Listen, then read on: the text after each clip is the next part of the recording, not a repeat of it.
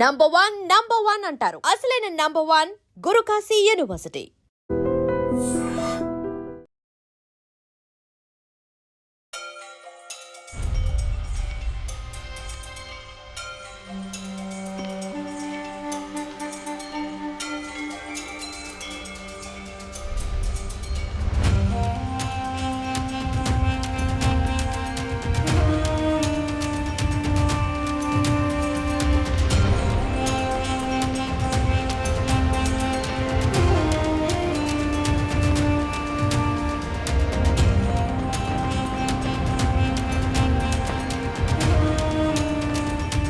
శ్రావణ మాసం 2వ శుక్రవారం సందర్భంగా విశాఖ 1 టౌన్ లో ఉన్న శ్రీ వాసవి కన్యకా పరమేశ్వరి అమ్మవారి ఆలయంలో ప్రత్యేకమైన పూజలు జరుగుతున్నాయి.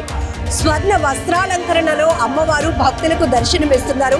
ఈ రోజు ఎంతో ప్రత్యేకం. శ్రావణ మాసం అనేటప్పటికీ ప్రతి ఒక్క మహిళలు కూడా ప్రత్యేకమైన పూజలు చేస్తూ ఉంటారు. చాలా ప్రత్యేకంగా ఈ మాసాన్ని చూస్తూ ఉంటారు. కాబట్టి ఇక్కడ ఎలాంటి పూజలు జరుగుతున్నాయి పంతులు గారిని అడిగి తెలుసుకుందాం. నమస్కారం పంతులు గారు. ఈ రోజు ప్రత్యేకత ఏంటంటే అమ్మవారు బంగారం చీర ధరించి భక్తులకు దర్శనమిస్తారు. ఓం శ్రీ వాసవిదేవి నమః. మాది కన్యకాపుర దేవస్థానం విశాఖపట్నం 1 టౌన్ అండి. నా పేరు రామిలి బుచ్చి భాస్కర్ కుమార్ శర్మ. మా దేవాలయంలో శ్రావణ మాసం ప్రత్యేకంగా పూజలు అలంకరణ జరుగుతుందండి. ఈ వారం శ్రావణ మాసం 2వ శుక్రవారం సందర్భంగా మా అమ్మవారిని సువర్ణ వస్త్రంతో అలంకరించున్నాము. ప్రతి సంవత్సరం కూడా 2వ వారం వరలక్ష్మి జరుపుకునేవారు. అందుకే ప్రతి సంవత్సరం యథావిధిగా 2వ వారం శ్రావణ మాసం శుక్రవారం పడుతుంది కాబట్టి అమ్మవారి వరలక్ష్మీదేవికి సువర్ణ వస్త్ర అలంకరణ జరిగిందమ్మా. సువర్ణ వస్త్ర అలంకరణ చేసాక ఉదయాన్నే తర్వాత 4 గంటల పంచామృతాలతో పలాస అభిషేకం చేసి సువర్ణ వస్త్ర అలంకరణ చేసి సువర్ణ పుష్పాలతో పూజ చేసి లలితాహాసం కుంకుమగా చేయడం జరిగిందండి. వచ్చిన మహిళలు ఒక 500 మంది మహిళల చేత ఈరోజు లక్ష్మీ సహస్రనామాచరణ కుంకుమ పూజ చేయించి అందరికీ కూడా లక్ష్మీ సౌభాగ్యం కలగాలని చెప్పి ఈ పూజ కూడా చేయడం జరుగుతుందండి. మహిళలు శ్రావణ మాసాన్ని చాలా ప్రత్యేకంగా తీసుకుంటారు. ఎందుకు? వరలక్ష్మి వ్రతం శ్రావణ మాసం అనగా మహిళలకి ఎంతో ప్రీతికరమైనది. ఈ మాసంలో పూజలు పురస్కారాలు చేసుకుంటే అమ్మవారు లక్ష్మీ కటాక్షం కలుగుతుందని చెప్పి ఇంట్లో కలసపెట్టి పూజ చేసుకోవడం కూడా జరుగుతుందండి.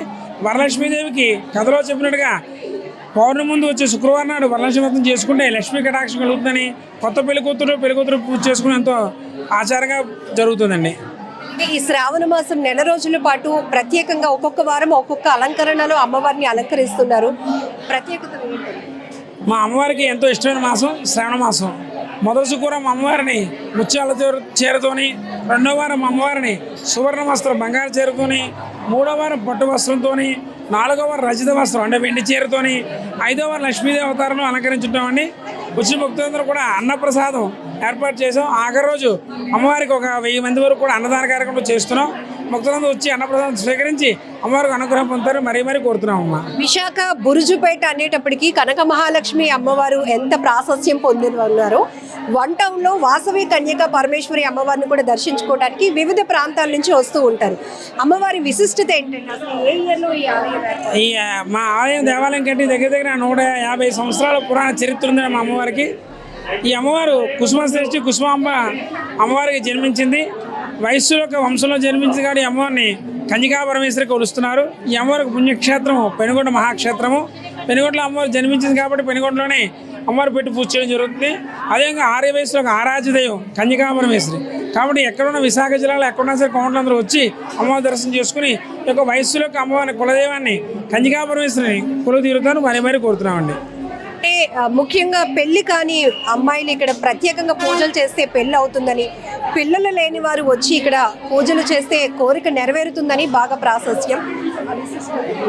అమ్మవారికి కన్యకా పరమేశ్వరి అంటే కన్య పెళ్ళి అండి. వివాహం జరగలేదు కాబట్టి వివాహం జరిగిన ఎవరికైనా సరే వచ్చి అమ్మవారి దర్శనం చేసుకుని ఒక 9 శుక్రవారాలు అమ్మవారు పూజ చేసుకుని వెళితే అమ్మవారికి కటాక్షం కలిగి వివాహం జరిగిన వారందరూ వివాహం జరుగుతుందండి. సంతానం లేని వారికి కూడా అమ్మవారు మొక్కుకొని అమ్మవారు చేరాచేక సమర్పిస్తారంటే కనుక 3 సంవత్సరాల్లో సంతాన ప్రాప్తి కూడా కలుగుతుందండి.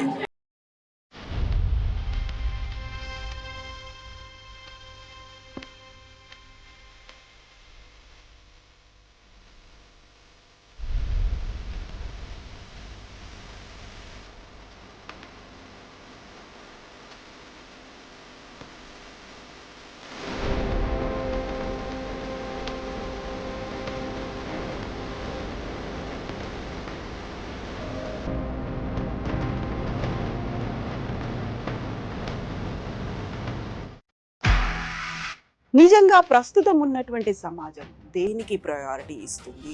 ఆర్థిక సంబంధాల చుట్టూ మాత్రమే తిరుగుతోంది. మళ్ళీ ఎన్నికలంగానే చాలా విరక్తి కలుగుతాం.